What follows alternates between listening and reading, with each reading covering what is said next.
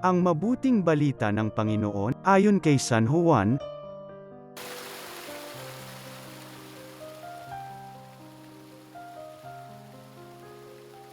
nang muling nagpakita si Jesus sa mga alagad niya at nang makakain sila, tinanong ni Jesus si Simon Pedro, "Simon, anak ni Juan, iniibig mo ba ako ng higit kaysa mga ito?"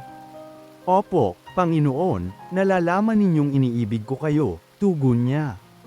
Sinabi sa kanya ni Jesus, "Pakkanin mo ang aking mga batang tupa."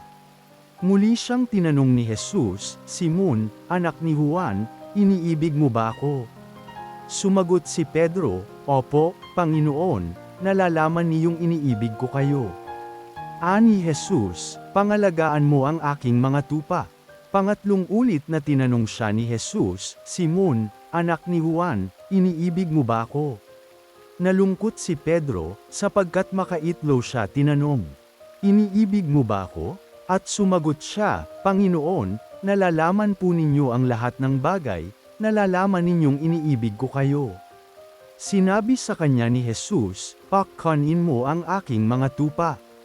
Tandaan mo, noong kabataan mo pa, ikaw ang nagbibihis sa iyong sarili at lumalakad ka kung saan mo ibig.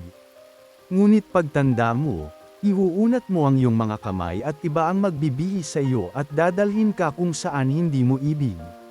Sinabi niya ito upang ipakilala kung paano mamamatay si Pedro at sa gayoy mapararangalan niya ang Diyos. Pagkatapos, sinabi sa kanya ni Jesus, "Sumunod ka sa akin." Ang mabuting balita ng Panginoon.